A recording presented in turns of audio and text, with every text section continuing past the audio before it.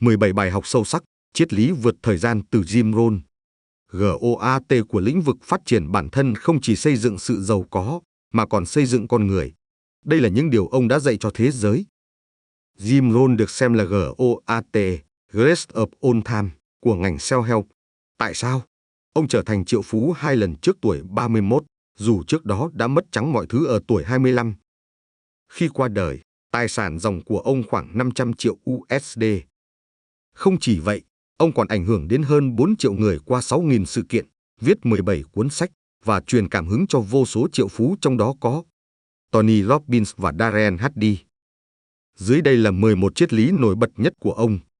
Bài học, triết lý số 1: đừng dành cả cuộc đời cho những điều nhỏ nhặt. Có một nghịch lý trong cuộc sống.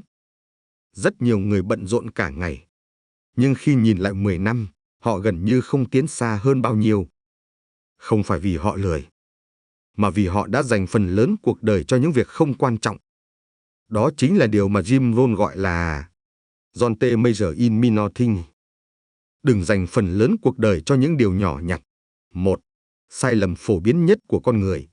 Hầu hết mọi người sống theo một kịch bản quen thuộc: đi học, đi làm, trả hóa đơn, chờ cuối tuần, chờ nghỉ hưu. Ngày qua ngày, họ rất bận.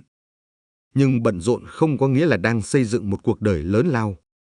Nhiều người dành 40 năm cho công việc, nhưng rất ít thời gian cho ước mơ của mình. Họ dành nhiều giờ để lo lắng, nhưng rất ít giờ để xây dựng tương lai. Cuối cùng họ đạt được một thứ gọi là cuộc sống ổn định nhưng tầm thường. 2. Điều gì thực sự quan trọng trong cuộc đời? Theo triết lý của Jim Rohn, có 4 lĩnh vực lớn mà con người cần đầu tư. 1. Bản thân. Sự phát triển của bạn quyết định tất cả. Kiến thức, kỹ năng, tư duy, kỷ luật. Nếu bạn không phát triển, cuộc đời bạn cũng không thể phát triển. 2. Gia đình và các mối quan hệ. Nhiều người đánh đổi gia đình để kiếm tiền. Nhưng đến cuối đời họ nhận ra, tiền có thể kiếm lại, thời gian với gia đình thì không. 3. Sứ mệnh và ý nghĩa cuộc sống. Con người không sinh ra chỉ để làm việc, ăn uống, trả hóa đơn. Chúng ta cần cảm thấy rằng cuộc đời mình đang tạo ra giá trị cho ai đó. 4. Sự tự do, thời gian, tài chính, lựa chọn. Đây là điều mà rất nhiều người mong muốn, nhưng lại không dành thời gian để xây dựng. 3. Bẫy bận rộn. Một trong những cái bẫy nguy hiểm nhất của cuộc sống là bận rộn với những việc nhỏ. Ví dụ, tranh cãi những chuyện vô nghĩa, lo lắng những điều không kiểm soát được, dành hàng giờ cho mạng xã hội, làm những công việc không giúp mình phát triển. Mỗi việc nhỏ có vẻ vô hại, nhưng cộng lại trong 10 năm, nó có thể đánh cắp cả cuộc đời bạn. 4. Người thành công làm gì khác? Những người thành công thường làm một điều rất đơn giản. Họ ưu tiên những điều lớn. Họ dành thời gian cho học hỏi, xây dựng mối quan hệ, phát triển bản thân, xây dựng tài sản, tạo giá trị cho người khác. Họ hiểu rằng cuộc đời không thay đổi nhờ những việc nhỏ nhặt. Nó thay đổi nhờ những ưu tiên lớn. 5. Một câu hỏi thay đổi cuộc đời. Nếu có một câu hỏi mà Jim Rohn thường khuyên mọi người tự hỏi, đó là: những thứ tôi đang dành thời gian cho mỗi ngày có thực sự đáng không? Nếu câu trả lời là không, đó là tín hiệu bạn cần thay đổi hướng đi. 6. Quy tắc 10 năm. Hãy tưởng tượng, 10 năm nữa bạn nhìn lại cuộc đời mình. Bạn sẽ tự hỏi: tôi đã dành thời gian cho điều gì? Tôi đã xây dựng điều gì? Tôi đã trở thành ai? Nếu hôm nay bạn dành phần lớn thời gian cho những việc nhỏ, 10 năm nữa bạn sẽ có một cuộc đời nhỏ. Nhưng nếu hôm nay bạn bắt đầu tập trung vào những điều lớn, phát triển bản thân, xây dựng sự nghiệp, tạo giá trị cho người khác, 10 năm nữa, cuộc đời bạn có thể hoàn toàn khác. 7. Bài học cốt lõi. Triết lý này của Jim Rohn có thể gói gọn trong một câu: cuộc đời của bạn sẽ được quyết định bởi những điều mà bạn chọn ưu tiên mỗi ngày. Nếu bạn dành cuộc đời cho những điều nhỏ, bạn sẽ có một cuộc đời nhỏ. Nhưng nếu bạn dành cuộc đời cho những điều lớn, bạn sẽ xây dựng một cuộc đời vĩ đại. Bài học triết lý số: hãy làm việc cho bản thân nhiều hơn làm việc cho công việc. Một trong những câu nói nổi tiếng nhất của Jim Rohn là Work harder on yourself than on your job. Hãy nỗ lực phát triển bản thân nhiều hơn nỗ lực cho công việc. Thoạt nghe, Câu nói này có vẻ đơn giản. Nhưng nếu hiểu sâu, đây là một trong những triết lý thay đổi cuộc đời mạnh mẽ nhất.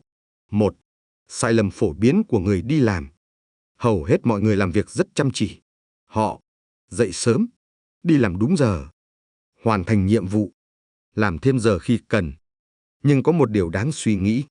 Họ làm tất cả những điều đó cho giấc mơ của người khác.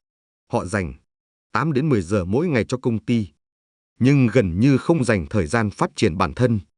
Và kết quả là 5 năm trôi qua, 10 năm trôi qua, 20 năm trôi qua, thu nhập chỉ tăng một chút. Cuộc sống cũng chỉ thay đổi một chút. Không phải vì họ không chăm chỉ, mà vì họ chỉ làm việc cho công việc. 2. Sự khác biệt của người thành công. Những người thành công hiểu một nguyên tắc rất quan trọng. Thu nhập hiếm khi vượt quá mức độ phát triển của con người. Nói cách khác, nếu bạn muốn kiếm nhiều tiền hơn, bạn cần trở thành một con người có giá trị hơn. Điều đó có nghĩa là học thêm kỹ năng, mở rộng tư duy, phát triển khả năng lãnh đạo, rèn luyện kỷ luật. Bạn không thể có một cuộc đời lớn với một phiên bản nhỏ của chính mình. 3. Câu chuyện thay đổi cuộc đời Jim Rohn. Trước khi trở thành một trong những nhà diễn thuyết phát triển bản thân nổi tiếng nhất thế giới, Jim Rohn từng là một chàng trai bình thường. Ông bỏ học đại học. Ông làm nhiều công việc lặt vặt. Ở tuổi 25, ông mất gần như tất cả tài sản của mình.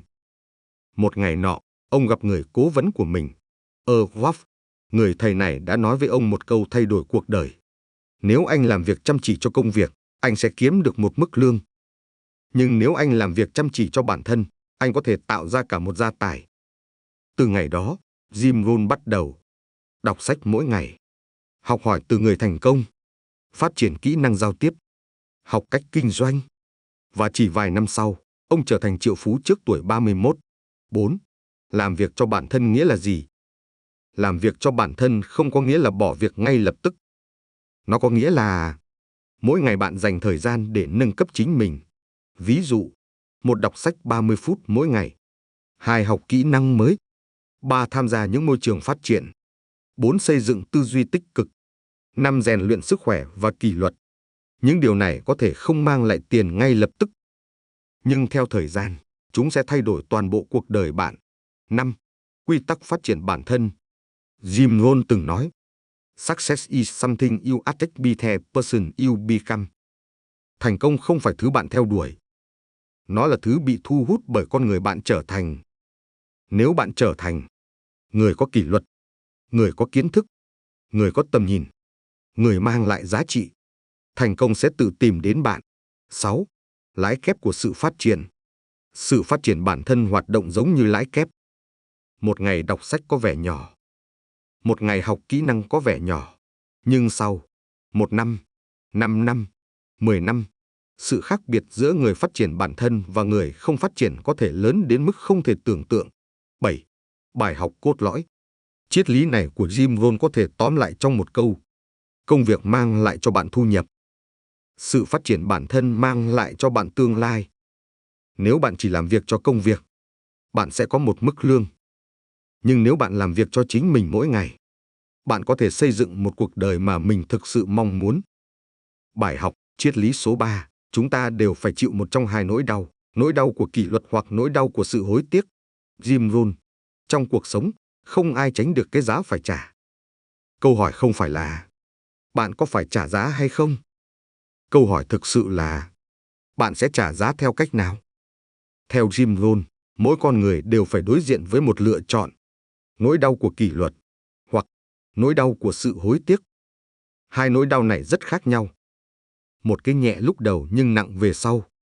Một cái nặng lúc đầu nhưng nhẹ về sau. Và chính lựa chọn đó sẽ quyết định chất lượng cuộc đời của bạn. 1. Nỗi đau của kỷ luật. Kỷ luật không phải lúc nào cũng dễ chịu. Kỷ luật là khi bạn dậy sớm trong khi người khác còn ngủ. Bạn tập luyện khi cơ thể muốn nghỉ. Bạn học hỏi khi người khác giải trí. Bạn làm việc khi người khác trì hoãn. Kỷ luật giống như một khoản đầu tư nhỏ mỗi ngày. Nó có thể khiến bạn khó chịu trong hiện tại. Nhưng theo thời gian, nó sẽ mang lại sức khỏe, trí tuệ, sự tự tin, tự do tài chính, một cuộc đời có ý nghĩa. Cái giá của kỷ luật thường rất nhỏ, nhưng phần thưởng của nó rất lớn. 2. Nỗi đau của sự hối tiếc. Nỗi đau của hối tiếc không đến ngay lập tức. Nó thường xuất hiện sau nhiều năm. Đó là khi một người nhìn lại cuộc đời mình và nghĩ, giá như mình học nhiều hơn, giá như mình dũng cảm hơn, giá như mình cố gắng hơn, giá như mình không bỏ cuộc quá sớm. Hối tiếc giống như một khoản nợ tích lũy theo thời gian. Bạn không trả ngay, nhưng đến một ngày, bạn phải trả tất cả cùng một lúc. Và lúc đó, bạn không thể quay lại để thay đổi. 3. Vì sao nhiều người chọn hối tiếc? Phần lớn con người chọn niềm vui ngắn hạn. Ví dụ, ngủ thêm một chút, lướt điện thoại thêm một chút, trì hoãn thêm một chút, tránh khó khăn thêm một chút. Những quyết định nhỏ đó có vẻ không quan trọng. Nhưng khi lặp lại mỗi ngày trong nhiều năm, chúng tạo ra một cuộc đời hoàn toàn khác. Cuộc đời không được quyết định bởi một quyết định lớn. Nó được quyết định bởi hàng nghìn quyết định nhỏ mỗi ngày. 4. Quy luật tích lũy của cuộc đời. Một bữa ăn không lành mạnh không làm bạn bệnh. Một buổi tập luyện không làm bạn khỏe. Một ngày lười biếng không làm bạn thất bại. Nhưng sự lặp lại trong nhiều năm sẽ tạo ra kết quả. Đó là lý do vì sao kỷ luật có sức mạnh lớn. Kỷ luật là những lựa chọn đúng đắn lặp lại mỗi ngày. 5. Kỷ luật là tự do. Nhiều người nghĩ kỷ luật là bị ràng buộc. Nhưng sự thật lại ngược lại. Kỷ luật chính là con đường dẫn đến tự do. Kỷ luật trong sức khỏe tự do khỏi bệnh tật, tài chính tự do khỏi nợ nần, học tập tự do khỏi sự hạn chế, tư duy tự do khỏi sợ hãi. Người thiếu kỷ luật hôm nay sẽ phải sống với hậu quả của sự thiếu kỷ luật ngày mai. 6. Một câu hỏi quan trọng. Hãy tự hỏi mình một câu hỏi đơn giản. Những quyết định hôm nay của tôi đang dẫn tôi đến kỷ luật hay hối tiếc? Nếu câu trả lời là kỷ luật, bạn đang xây dựng một tương lai mạnh mẽ. Nếu câu trả lời là trì hoãn, có thể bạn đang âm thầm xây dựng một tương lai đầy hối tiếc. 7. Bài học cốt lõi. Triết lý này của Jim Rohn có thể gói gọn trong một câu. Kỷ luật hôm nay sẽ tạo ra tự do ngày mai. Mỗi ngày, bạn đang viết nên tương lai của mình bằng những lựa chọn rất nhỏ. Dậy sớm hay ngủ thêm, học hỏi hay trì hoãn, hành động hay viện cớ. Những lựa chọn nhỏ đó, theo thời gian, sẽ trở thành một cuộc đời đáng tự hào, hoặc một cuộc đời đầy hối tiếc. Bài học, triết lý số 4. Đừng ước mọi thứ dễ hơn, hãy ước mình giỏi hơn. Jim Rohn có một phản xạ rất quen thuộc của con người khi gặp khó khăn. Chúng ta thường ước giá mà công việc dễ hơn, giá mà thị trường tốt hơn, giá mà khách hàng dễ hơn, giá mà cuộc sống ít thử thách hơn. Nhưng theo Jim Rohn, đó là một cách suy nghĩ không giúp cuộc đời tiến lên. Ông nói một câu rất nổi tiếng. John T. With it were easier, with you were better. Đừng ước mọi thứ dễ hơn, hãy ước mình trở nên giỏi hơn. 1. Cuộc sống vốn dĩ không dễ. Thế giới này chưa bao giờ được thiết kế để dễ dàng. Kinh doanh không dễ. Xây dựng sự nghiệp không dễ. Nuôi dạy con cái không dễ. Xây dựng một cuộc đời lớn cũng không dễ. Nhưng khó khăn không phải là vấn đề. Sự trưởng thành mới là câu trả lời. Nếu con người trở nên mạnh mẽ hơn, những thử thách sẽ trở nên nhỏ hơn. 2. Câu chuyện về con tàu. Jim Rohn thường dùng một hình ảnh rất hay. Một con tàu được đóng rất đẹp. Nó có thể nằm yên trong bến cảng. Không sóng gió, không rủi ro. Nhưng con tàu không được tạo ra để ở trong bến cảng. Nó được tạo ra để ra khơi, đối mặt với sóng lớn, vượt qua bão tố, đi đến những vùng đất mới. Con người cũng giống như vậy. Bạn không được sinh ra chỉ để sống một cuộc đời an toàn và nhỏ bé. Bạn được sinh ra để phát triển, khám phá và chinh phục. 3. Sức mạnh của sự nâng cấp bản thân. Hãy tưởng tượng hai người cùng đối mặt với một thử thách. Người thứ nhất nói, thị trường khó quá. Người thứ hai nói, có lẽ mình cần học thêm kỹ năng. Sau vài năm, sự khác biệt sẽ rất lớn. Người đầu tiên tiếp tục than phiền. Người thứ hai trở nên giỏi hơn mỗi ngày. Cuộc đời hiếm khi thay đổi vì chúng ta mong muốn. Nó thay đổi vì chúng ta phát triển. 4. Khi bạn mạnh hơn, vấn đề sẽ nhỏ hơn. Có một quy luật thú vị của cuộc sống. Vấn đề không nhất thiết phải nhỏ lại. Nhưng bạn có thể lớn hơn. Khi bạn phát triển, kiến thức, kỹ năng, tư duy, bản lĩnh, những vấn đề từng khiến bạn sợ hãi, sẽ trở thành những bài học bình thường. 5. Tư duy của người thành công. Những người thành công hiếm khi nói, ước gì mọi thứ dễ hơn. Họ thường nói, mình cần trở nên giỏi hơn. Mình cần học thêm.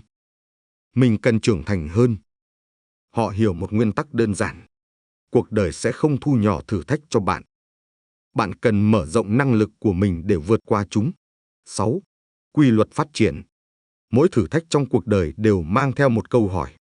Bạn có sẵn sàng trở thành một phiên bản tốt hơn của chính mình không? Nếu câu trả lời là có, thử thách đó sẽ giúp bạn trưởng thành. Nếu câu trả lời là không, thử thách đó sẽ trở thành gánh nặng.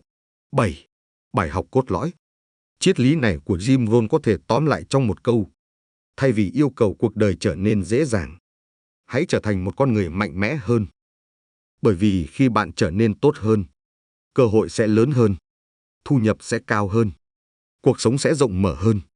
Không phải vì thế giới thay đổi, mà vì bạn đã thay đổi. Bài học, triết lý số 5. Giáo dục chính quy giúp bạn kiếm sống, tự giáo dục giúp bạn làm giàu. Jim Rohn.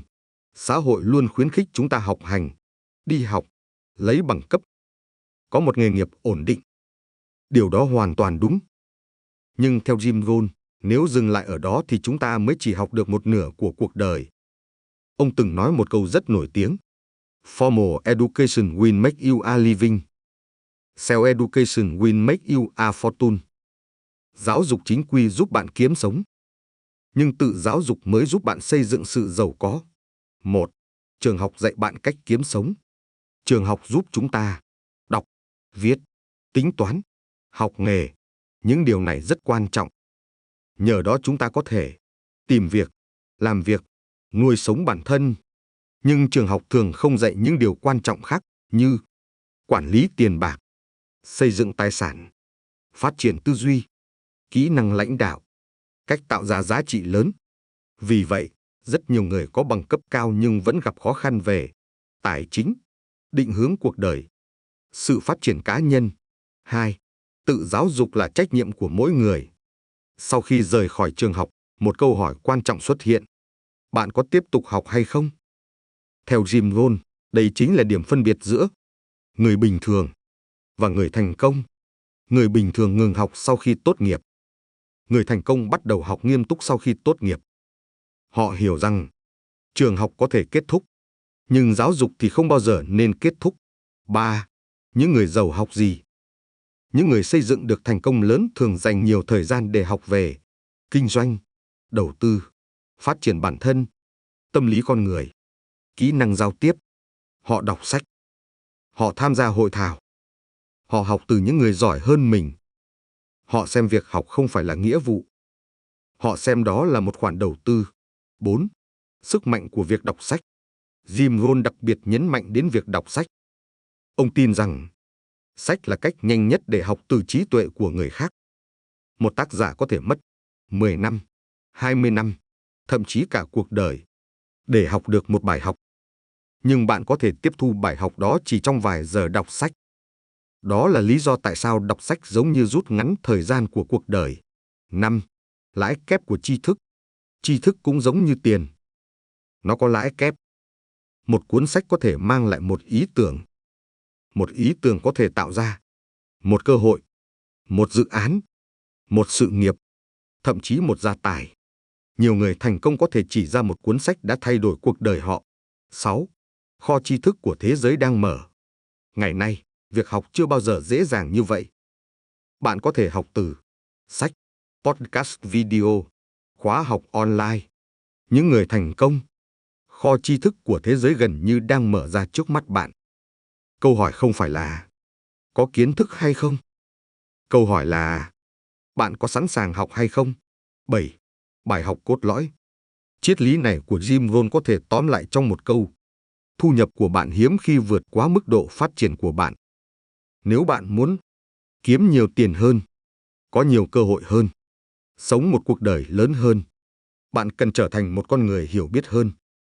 Và con đường để làm điều đó là không bao giờ ngừng học hỏi. Bài học, triết lý số 6. Nếu bạn thật sự muốn, bạn sẽ tìm cách. Nếu không, bạn sẽ tìm lý do. Có một sự thật đơn giản nhưng rất mạnh trong cuộc sống. Con người hiếm khi thiếu cơ hội. Họ thường thiếu quyết tâm. Rất nhiều người nói rằng họ muốn thành công, giàu có, khỏe mạnh, tự do. Nhưng khi nhìn vào cách họ sống mỗi ngày, ta lại thấy một điều khác. Họ có rất nhiều lý do để không bắt đầu. Theo Jim Rohn, cuộc đời thường chia con người thành hai nhóm. Những người tìm cách, những người tìm lý do. Một, sự khác biệt nằm ở ưu tiên. Khi một điều gì đó thật sự quan trọng với bạn, bạn sẽ sắp xếp thời gian, học kỹ năng mới, vượt qua sự sợ hãi, kiên trì cho đến khi đạt được. Nhưng khi điều đó không đủ quan trọng, bạn sẽ bắt đầu nói, tôi không có thời gian, tôi không có tiền, tôi không có cơ hội, tôi chưa sẵn sàng. Sự thật là chúng ta luôn có thời gian cho những điều mình thực sự ưu tiên. 2. Sức mạnh của quyết tâm. Những người thành công không phải là những người không gặp khó khăn. Họ cũng gặp thiếu tiền, thiếu kinh nghiệm, thất bại, sự nghi ngờ từ người khác. Nhưng thay vì hỏi, tại sao mình không thể? Họ hỏi, làm thế nào để mình có thể? Chỉ một câu hỏi khác đi, cũng có thể mở ra một con đường hoàn toàn khác. 3. Lý do là kẻ thù của giấc mơ. Lý do luôn nghe rất hợp lý. Ví dụ, thị trường đang khó. Mình chưa đủ giỏi. Thời điểm này chưa phù hợp. Nhưng vấn đề của lý do là nó làm chúng ta cảm thấy thoải mái với việc không hành động. Và khi con người ngừng hành động, giấc mơ bắt đầu từ từ biến mất. 4. Những người tạo ra kết quả. Theo Jim Rohn, những người tạo ra kết quả thường có một đặc điểm chung. Họ tập trung vào giải pháp. Khi gặp khó khăn, họ hỏi, mình cần học gì? Mình cần gặp ai? Mình cần thay đổi điều gì? Thay vì tìm cách giải thích vì sao không thể, họ tìm cách biến điều đó thành có thể. 5. Quyền lực lớn nhất của con người. Một trong những quyền lực lớn nhất của con người là quyền lựa chọn. Bạn luôn có thể chọn hành động hoặc trì hoãn, học hỏi hoặc bỏ qua, tìm giải pháp hoặc tìm lý do. Những lựa chọn này có vẻ nhỏ, nhưng theo thời gian, chúng tạo ra hai cuộc đời hoàn toàn khác nhau. 6. Câu hỏi thay đổi cuộc đời. Mỗi khi bạn đứng trước một mục tiêu lớn, hãy tự hỏi mình, tôi đang tìm cách hay đang tìm lý do? Nếu bạn đang tìm cách, bạn đang tiến gần hơn đến thành công. Nếu bạn đang tìm lý do, có thể bạn đang rời xa giấc mơ của mình. 7. Bài học cốt lõi. Triết lý này của Jim Rohn có thể tóm gọn trong một câu. Những người thành công tìm cách. Những người thất bại tìm lý do. Cuộc đời không được quyết định bởi hoàn cảnh, may mắn, xuất phát điểm. Nó được quyết định bởi cách bạn phản ứng với những điều đó. Và đôi khi, tất cả bắt đầu từ một quyết định rất đơn giản. Ngừng tìm lý do. Bắt đầu tìm cách. Mỗi lần gặp khó khăn là một lần trưởng thành. Cuộc sống hiếm khi đi theo đường thẳng. Nó giống một con đường rừng, có đoạn bằng phẳng, có đoạn đầy đá, đôi khi phải leo dốc. Nhưng chính những đoạn khó đi ấy mới làm ta mạnh hơn, khôn ngoan hơn và trưởng thành hơn. 1. Khó khăn là phòng tập của bản lĩnh. Nếu cuộc đời luôn dễ dàng, con người sẽ giống cơ bắp không bao giờ vận động, yếu và dễ gãy. Mỗi thử thách giống như một bài tập. Áp lực rèn sự kiên nhẫn. Thất bại rèn sự khiêm tốn. Bị từ chối rèn sự tự tin nội tại. Mất mát rèn sự thấu hiểu cuộc đời. Không ai trưởng thành trong vùng an toàn quá lâu. 2. Cách ta nhìn vấn đề quyết định ta lớn lên hay gục ngã. Hai người gặp cùng một khó khăn, nhưng kết quả khác nhau. Người thứ nhất nghĩ, tại sao chuyện này lại xảy ra với mình? Người thứ hai nghĩ, chuyện này đang dạy mình điều gì? Người thứ hai biến vấn đề thành bài học. Đó là sự khác biệt giữa người chịu đựng cuộc đời và người phát triển nhờ cuộc đời. 3. Khó khăn làm lộ ra con người thật của ta. Khi mọi thứ thuận lợi, ai cũng có thể tỏ ra tốt đẹp. Nhưng khi gặp áp lực, có người than vãn, có người bỏ cuộc, có người im lặng và tiếp tục tiến lên. Khó khăn giống như một tấm gương lớn, phản chiếu bản lĩnh thật của mỗi người. 4. Mọi trải nghiệm đều trở thành vốn sống. Nhiều năm sau, khi nhìn lại, ta thường nhận ra, những lúc khó khăn nhất lại là lúc ta học được nhiều nhất.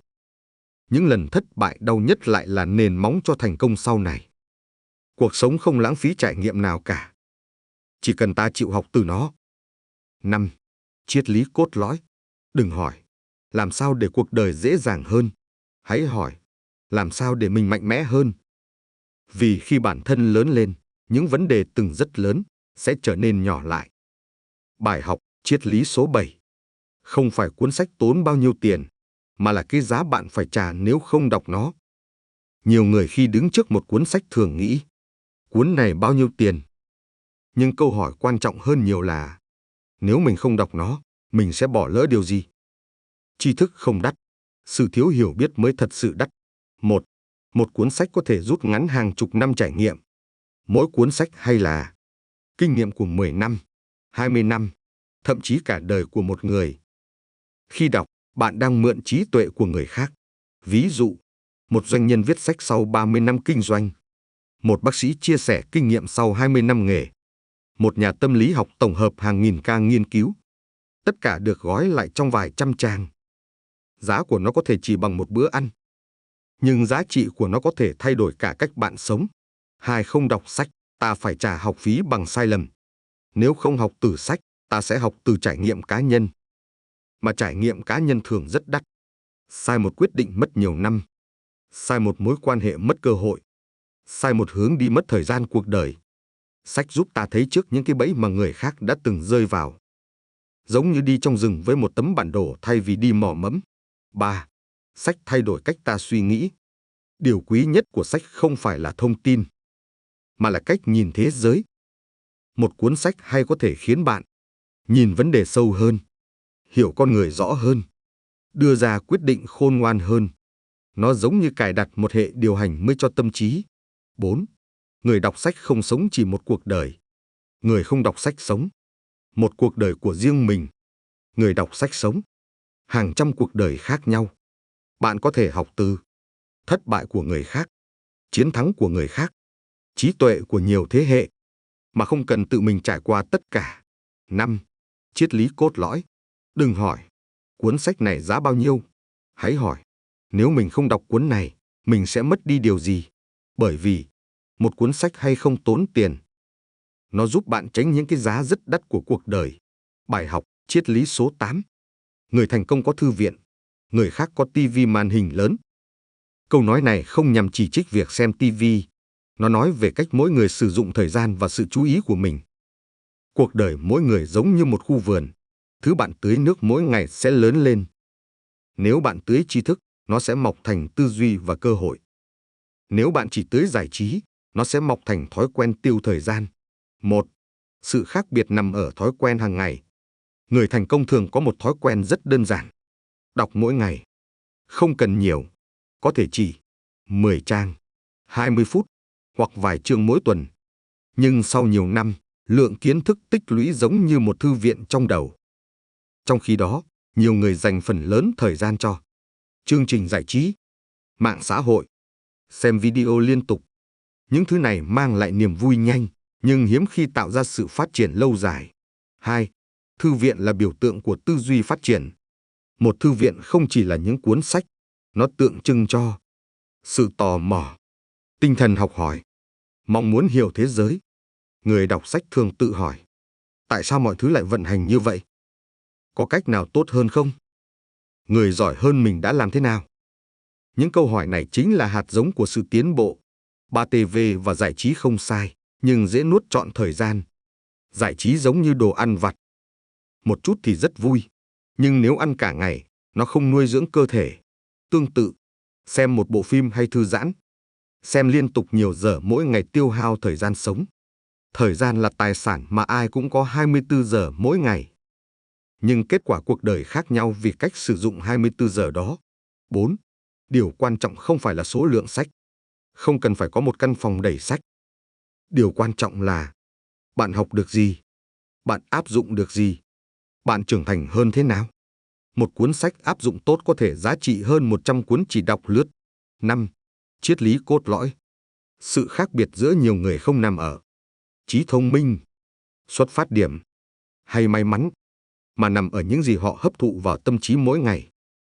Nếu tâm trí được nuôi bằng giải trí liên tục, nó sẽ quen với sự dễ dàng. Nếu tâm trí được nuôi bằng tri thức, nó sẽ dần trở nên sâu sắc và mạnh mẽ hơn. Bài học triết lý số 9. Nếu bạn không dám chấp nhận rủi ro khác thường, bạn sẽ phải chấp nhận cuộc sống bình thường. Cuộc sống có một quy luật rất rõ ràng nhưng nhiều người không muốn đối diện. Kết quả khác thường thường đòi hỏi những quyết định khác thường.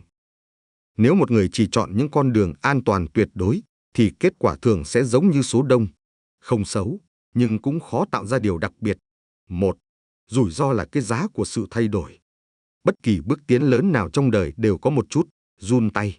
Ví dụ, bắt đầu một công việc mới, học một kỹ năng hoàn toàn khác, khởi nghiệp, nói ra một ý tưởng mà người khác chưa tin. Mỗi lần như vậy đều có khả năng thất bại.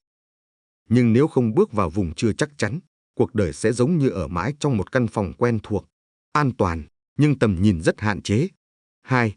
Sự khác biệt giữa rủi ro mù quáng và rủi ro thông minh. Triết lý này không khuyên con người lao vào nguy hiểm. Có hai loại rủi ro. Rủi ro mù quáng, không chuẩn bị, không học hỏi, hành động chỉ vì cảm xúc.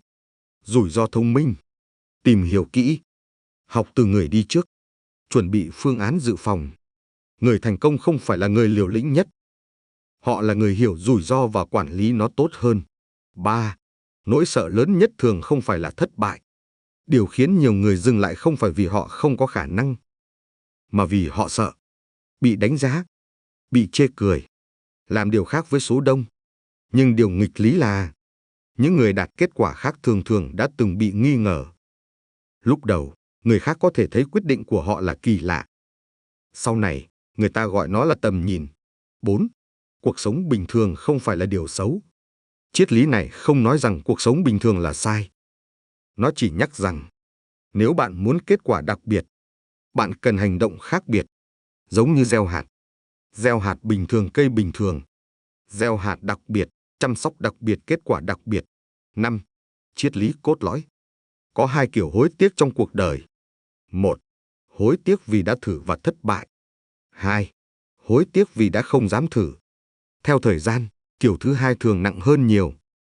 Vì vậy câu hỏi quan trọng không phải là liệu mình có chắc chắn thành công không, mà là liệu mình có dám thử để tạo ra một cuộc đời khác không?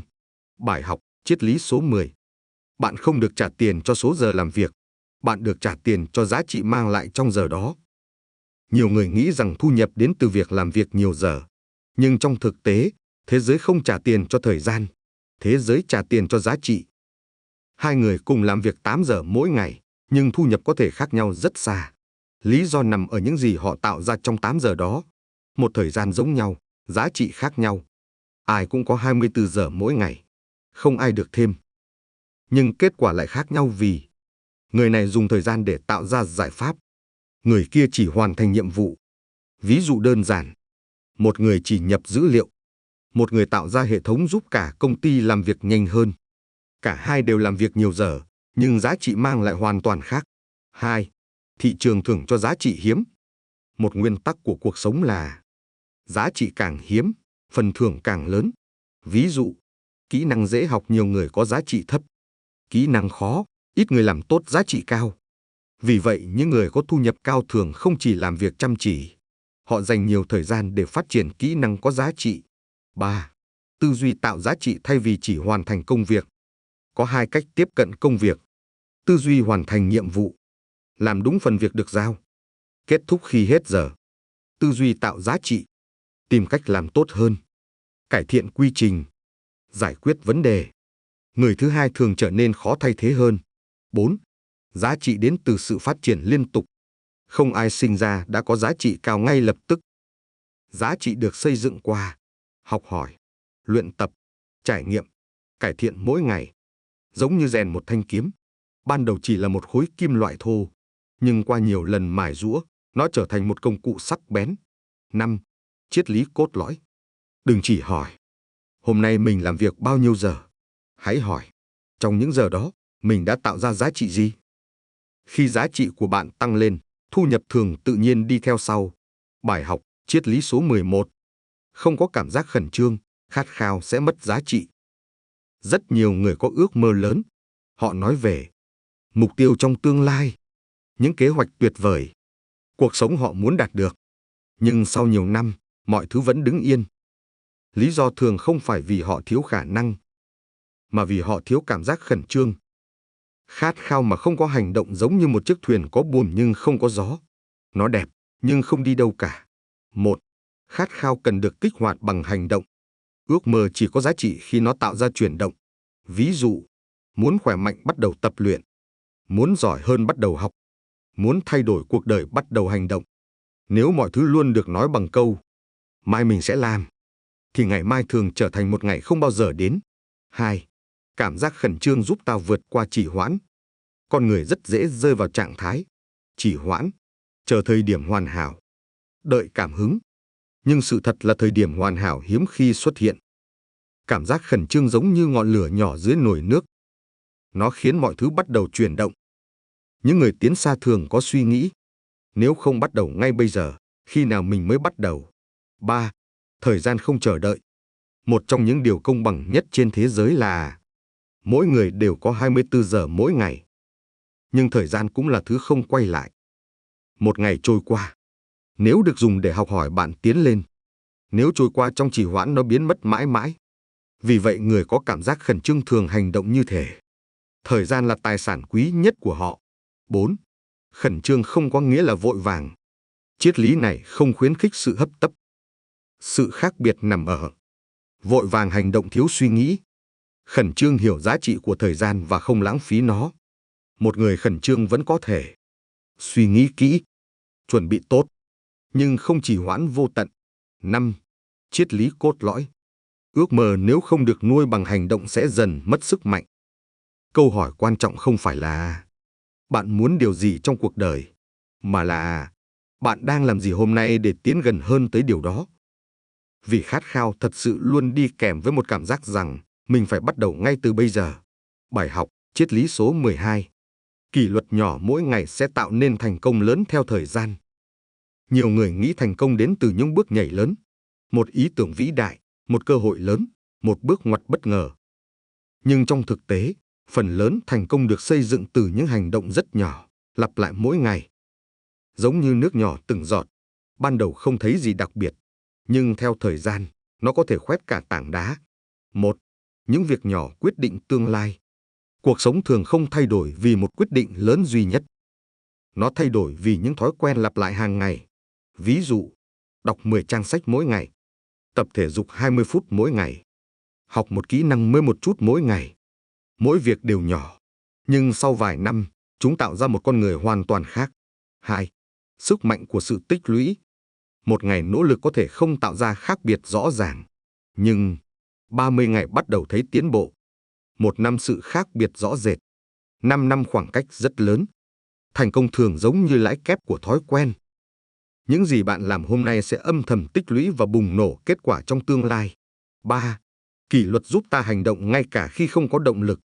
Động lực giống như thời tiết, có ngày rất mạnh, có ngày hoàn toàn biến mất. Nếu chỉ hành động khi có cảm hứng, tiến trình sẽ rất thất thường. Kỷ luật thì khác.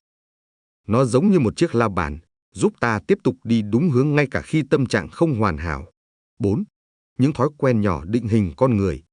Một điều thú vị là chúng ta không chỉ tạo ra thói quen cũng tạo ra chúng ta. Ví dụ, người đọc sách mỗi ngày dần trở thành người hiểu biết. Người luyện tập mỗi ngày dần trở nên khỏe mạnh. Người học hỏi mỗi ngày dần trở nên sắc bén hơn. Những thay đổi này diễn ra âm thầm, nhưng rất mạnh mẽ. 5. Triết lý cốt lõi. Thành công hiếm khi là một cú bùng nổ lớn. Nó thường là kết quả của những lựa chọn nhỏ, lặp lại hàng trăm, hàng nghìn lần. Vì vậy câu hỏi quan trọng không phải là mình sẽ làm điều gì lớn lao hôm nay, mà là mình sẽ làm điều nhỏ nào hôm nay để trở nên tốt hơn một chút. Bài học, triết lý số 13. Bạn trở thành trung bình của 5 người bạn dành nhiều thời gian nhất. Con người thường nghĩ rằng họ hoàn toàn độc lập trong suy nghĩ và quyết định. Nhưng thực tế, môi trường xung quanh ảnh hưởng đến chúng ta nhiều hơn ta tưởng. Giống như một miếng bọt biển, tâm trí chúng ta hấp thụ suy nghĩ, thói quen và thái độ của những người ở gần mình nhất. 1. Môi trường âm thầm định hình con người. Bạn có thể không nhận ra, nhưng theo thời gian, cách bạn nói chuyện, cách bạn suy nghĩ, cách bạn nhìn nhận cuộc sống, đều bị ảnh hưởng bởi những người bạn thường xuyên tiếp xúc. Nếu xung quanh bạn là những người thích học hỏi, suy nghĩ tích cực, luôn cố gắng phát triển, bạn cũng sẽ dần bị kéo lên theo hướng đó. Ngược lại, nếu môi trường đầy than phiền, tiêu cực, thiếu mục tiêu, thì năng lượng của bạn cũng dễ bị kéo xuống. 2. Thói quen có tính lây lan. Thói quen hoạt động giống như một dạng lan truyền vô hình. Ví dụ, ở gần người chăm tập thể dục bạn dễ tập theo. Ở gần người đọc sách bạn dễ đọc sách. Ở gần người lười biếng bạn dễ trì hoãn. Không phải vì bạn yếu đuối, mà vì con người vốn bị ảnh hưởng bởi môi trường xã hội. 3. Chọn môi trường là chọn tương lai. Nhiều người cố gắng thay đổi bản thân, nhưng lại quên thay đổi môi trường xung quanh. Điều này giống như cố trồng một cây khỏe mạnh, nhưng đặt nó trong đất nghèo dinh dưỡng, cây sẽ rất khó phát triển. Ngược lại, khi ở trong môi trường tốt, sự phát triển trở nên tự nhiên hơn nhiều. 4. Không cần bỏ bạn bè cũ, nhưng cần mở rộng vòng tròn. Triết lý này không có nghĩa là phải cắt bỏ mọi mối quan hệ. Điều quan trọng là tìm thêm những người truyền cảm hứng, kết nối với những người có mục tiêu, học hỏi từ những người đi trước. Chỉ cần thêm vài người như vậy vào cuộc sống, tư duy của bạn có thể mở rộng rất nhanh. 5. Triết lý cốt lõi. Hãy tự hỏi một câu đơn giản. Những người xung quanh mình đang kéo mình lên hay kéo mình xuống? Vì theo thời gian, bạn sẽ dần trở thành phiên bản trung bình của môi trường mà bạn sống trong đó. Bài học, triết lý số 14. Thu nhập hiếm khi vượt qua sự phát triển của con người. Nhiều người muốn tăng thu nhập, nhưng lại ít chú ý đến một sự thật rất thú vị. Thu nhập của một người thường phản ánh mức độ phát triển cá nhân của họ. Nói cách khác, tiền bạc thường đi theo con người, chứ không đi trước. Một khi con người phát triển, cơ hội cũng phát triển. Một người khi phát triển bản thân sẽ dần suy nghĩ rõ ràng hơn, giải quyết vấn đề tốt hơn, giao tiếp hiệu quả hơn, tạo ra nhiều giá trị hơn. Những khả năng này tự nhiên làm cho họ trở nên quan trọng hơn trong công việc và xã hội. Và khi giá trị tăng lên, phần thưởng thường tăng theo. 2. Nếu thu nhập tăng quá nhanh mà con người không phát triển, đôi khi có người kiếm được tiền rất nhanh vì may mắn, thời cơ, hoàn cảnh đặc biệt. Nhưng nếu bản thân họ không phát triển tương xứng, thu nhập đó thường không bền vững. Theo thời gian, tiền có xu hướng trở về mức phù hợp với năng lực và tư duy của người đó. Giống như nước trong một chiếc bình. Dung tích của bình quyết định nó có thể giữ được bao nhiêu nước. 3. Đầu tư vào bản thân là khoản đầu tư sinh lời lâu dài. Có nhiều cách đầu tư. Đầu tư vào tài sản, đầu tư vào kinh doanh, đầu tư vào cơ hội. Nhưng một trong những khoản đầu tư bền vững nhất là đầu tư vào chính mình. Ví dụ, học kỹ năng mới, cải thiện tư duy, mở rộng hiểu biết, rèn luyện kỷ luật.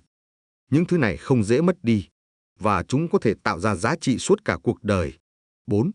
Con người là cỗ máy tạo ra giá trị. Nếu một người liên tục phát triển, họ giống như một cỗ máy ngày càng mạnh mẽ và hiệu quả hơn.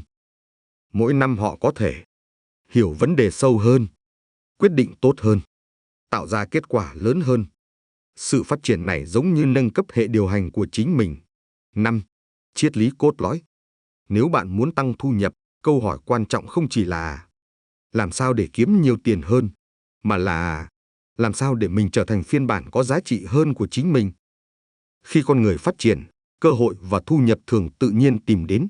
Bài học, triết lý số 15. Mong muốn không tạo ra kết quả, cam kết mới tạo ra kết quả. Rất nhiều người muốn thành công. Họ muốn khỏe mạnh hơn, giàu có hơn, hạnh phúc hơn, giỏi hơn. Nhưng mong muốn giống như một hạt giống chưa được gieo xuống đất. Nó có tiềm năng, nhưng nếu không được chăm sóc, nó sẽ không bao giờ nảy mầm. Điều tạo ra kết quả thật sự là cam kết. Một mong muốn là cảm xúc, cam kết là quyết định. Mong muốn thường xuất hiện khi ta được truyền cảm hứng, ta thấy người khác thành công, ta tưởng tượng về một tương lai tốt đẹp. Nhưng cảm xúc có thể đến rồi đi. Cam kết thì khác. Cam kết là khi bạn nói với bản thân, dù khó khăn, mình vẫn sẽ tiếp tục. 2. Cam kết thể hiện qua hành động lặp lại.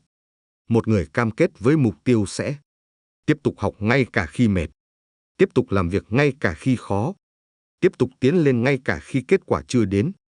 Không phải vì họ luôn có động lực, mà vì họ đã quyết định không bỏ cuộc. 3. Cam kết biến khó khăn thành một phần của hành trình. Khi chỉ có mong muốn, khó khăn thường khiến ta dừng lại. Nhưng khi đã cam kết, ta nhìn khó khăn theo cách khác. Nó không còn là dấu hiệu để dừng. Nó là một phần của con đường. Những người đạt được điều lớn lao thường không phải là người ít gặp khó khăn, Họ chỉ đơn giản là không dừng lại khi khó khăn xuất hiện. 4. Cam kết tạo ra sự khác biệt theo thời gian. Ban đầu, sự khác biệt giữa hai người có thể rất nhỏ. Một người chỉ muốn, một người thật sự cam kết. Nhưng sau vài năm, khoảng cách có thể rất lớn. Vì người cam kết vẫn tiếp tục tiến lên, từng bước một. 5. Triết lý cốt lõi. Cuộc đời không thay đổi vì những điều ta muốn. Nó thay đổi vì những điều ta quyết định theo đuổi đến cùng. Vì vậy câu hỏi quan trọng không phải là bạn muốn điều gì, mà là bạn sẵn sàng cam kết đến mức nào để đạt được điều đó. Bài học triết lý số 16. Bạn không thể thay đổi hướng gió, nhưng bạn có thể điều chỉnh cánh buồm. Cuộc sống giống như một chuyến hải trình dài trên đại dương. Có ngày biển lặng, có ngày gió mạnh, có lúc bão bất ngờ kéo tới. Một điều chắc chắn là bạn không thể kiểm soát tất cả những gì xảy ra. Nhưng bạn luôn có thể kiểm soát cách mình phản ứng với nó. 1. Không phải mọi thứ đều nằm trong tầm kiểm soát. Trong cuộc đời, có nhiều thứ ta không thể quyết định. Hoàn cảnh sinh ra, suy nghĩ của người khác, những sự kiện bất ngờ, thay đổi của thế giới. Cố gắng kiểm soát mọi thứ giống như cố giữ gió đứng yên. Điều đó gần như không thể. 2. Thái độ là chiếc bánh lái của cuộc đời. Điều thật sự tạo ra khác biệt là thái độ của bạn trước hoàn cảnh. Hai người có thể gặp cùng một vấn đề. Một người coi đó là thảm họa, người kia coi đó là một bài học. Sự kiện giống nhau, nhưng kết quả cuộc đời có thể hoàn toàn khác. Thái độ giống như bánh lái của con tàu, quyết định hướng đi dù gió thổi từ đâu. 3. Những người mạnh mẽ luôn tìm cách thích nghi. Người thành công hiếm khi có cuộc sống hoàn hảo.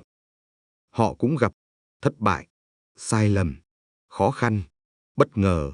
Nhưng thay vì dừng lại, họ hỏi, trong tình huống này, mình có thể làm gì tiếp theo? Đó chính là cách điều chỉnh cánh buồm. 4. Sức mạnh thật sự nằm ở khả năng thích nghi. Lịch sử cho thấy một điều thú vị. Không phải người mạnh nhất hay thông minh nhất luôn chiến thắng. Những người tồn tại lâu dài thường là những người thích nghi tốt nhất với sự thay đổi. Cuộc sống luôn thay đổi, giống như thời tiết trên biển.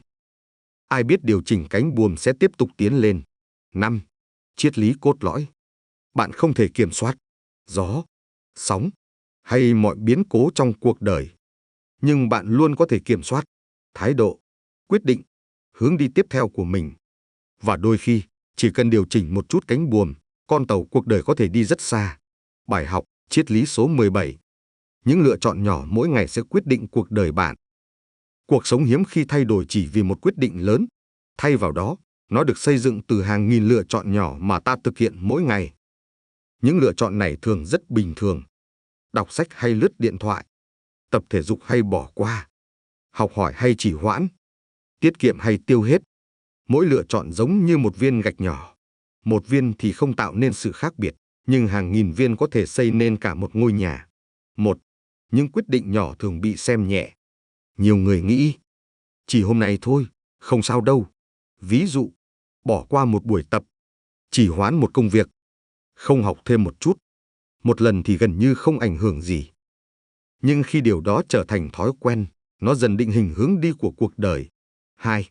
Tương lai là kết quả của những tích lũy nhỏ. Một người đọc 10 trang sách mỗi ngày.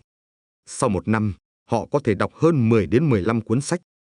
Một người tập thể dục 20 phút mỗi ngày. Sau vài năm, cơ thể và sức khỏe của họ có thể hoàn toàn khác. Những thay đổi lớn thường bắt đầu từ những hành động nhỏ nhưng nhất quán. 3. Cuộc sống hoạt động theo nguyên tắc tích lũy. Giống như tiền gửi ngân hàng có lãi kép, thói quen cũng có lãi kép của cuộc đời. Thói quen tốt tích lũy thành kết quả tốt. Thói quen xấu tích lũy thành hậu quả. Điều thú vị là trong giai đoạn đầu, sự khác biệt rất khó nhìn thấy. Nhưng sau nhiều năm, khoảng cách giữa hai con đường có thể rất lớn. 4. Bạn luôn đang xây dựng tương lai của mình. Dù bạn nhận ra hay không, mỗi ngày bạn đều đang xây dựng sức khỏe, xây dựng kiến thức, xây dựng tính cách, xây dựng tương lai. Mỗi hành động giống như một nét vẽ nhỏ trên bức tranh cuộc đời. Ban đầu nhìn rất đơn giản, nhưng theo thời gian, bức tranh đó sẽ hiện rõ hình dạng. 5. Triết lý cốt lõi. Số phận không phải là thứ xuất hiện đột ngột. Nó thường là kết quả của những lựa chọn nhỏ, được lặp lại hàng nghìn lần. Vì vậy, thay vì chỉ tập trung vào những quyết định lớn trong đời, hãy chú ý đến câu hỏi đơn giản. Hôm nay mình đang chọn điều gì? Bởi vì chính những lựa chọn nhỏ hôm nay sẽ dần trở thành cuộc đời của bạn ngày mai. Tổng kết các bài học. Nếu nhìn toàn bộ các triết lý như một bức tranh lớn, chúng không phải là những lời khuyên rời rạc. Chúng ghép lại thành một hệ tư duy về cách xây dựng cuộc đời. Có thể tóm lại thành 5 nguyên lý cốt lõi. 1. Tri thức và học hỏi là nền tảng của sự phát triển. Nhiều triết lý nhấn mạnh rằng sự khác biệt giữa con người không nằm ở may mắn mà nằm ở những gì họ học và hấp thụ mỗi ngày. Các ý chính. Một cuốn sách có thể chứa hàng chục năm kinh nghiệm của người khác. Người thành công thường đầu tư vào việc học. Người đọc sách có thể học từ nhiều cuộc đời. Bài học. Tri thức giúp bạn tránh trả học phí bằng sai lầm của chính mình. 2. Những thói quen nhỏ mỗi ngày tạo nên cuộc đời. Cuộc sống không thay đổi vì những bước nhảy lớn. Nó thay đổi vì những hành động nhỏ lặp lại mỗi ngày. Ví dụ, đọc sách mỗi ngày, tập thể dục mỗi ngày, học một chút mỗi ngày, cải thiện bản thân từng bước. Ban đầu kết quả gần như không thấy rõ. Nhưng theo thời gian, sự tích lũy tạo ra khoảng cách rất lớn. Bài học, cuộc đời là tổng của những thói quen nhỏ. 3. Hành động và cam kết quan trọng hơn mong muốn. Rất nhiều người có ước mơ, có kế hoạch, có ý tưởng, nhưng chỉ một số ít người hành động liên tục. Sự khác biệt nằm ở mong muốn chỉ là suy nghĩ, cam kết dẫn đến hành động. Bài học, ước mơ không thay đổi cuộc đời, hành động mới làm điều đó. 4. Giá trị bạn tạo ra quyết định kết quả bạn nhận. Thế giới không trả tiền cho. Số giờ bạn làm việc, thế giới trả tiền cho. Giá trị bạn tạo ra trong thời gian đó. Vì vậy, kỹ năng càng hiếm giá trị càng cao. Khả năng giải quyết vấn đề càng lớn, cơ hội càng lớn. Bài học, phát triển bản thân chính là cách bền vững nhất để tăng giá trị của mình. 5. Môi trường, thái độ và lựa chọn định hình số phận. Nhiều yếu tố âm thầm ảnh hưởng đến cuộc đời. Môi trường, bạn dần trở thành trung bình của những người xung quanh. Thái độ, bạn không thể kiểm soát mọi chuyện, nhưng bạn có thể chọn cách phản ứng. Lựa chọn hàng ngày. Mỗi quyết định nhỏ giống như một viên gạch xây nên tương lai. Bài học, cuộc đời không được quyết định trong một ngày. Nó được tạo ra từng ngày. Tóm gọn toàn bộ triết lý trong 4 câu. 1. Học hỏi liên tục để phát triển bản thân. 2. Xây dựng thói quen tốt mỗi ngày. 3. Hành động và cam kết với mục tiêu. 4. Tạo ra giá trị cho người khác và xã hội. Nếu một người kiên trì làm 4 điều này trong nhiều năm, cuộc đời họ gần như không thể không thay đổi. Hãy cùng theo dõi Health Coach Vũ Ngọc Thọ và vào website cungocto.com thường xuyên nhé. Ở đây có câu lạc bộ của những người thích học hỏi phát triển vào 5 giờ sáng.